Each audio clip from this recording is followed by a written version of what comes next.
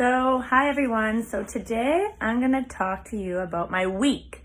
So this week I had more than normal people come in here with ear problems. So much wax in there, but besides the wax, I've been taking out so much of this.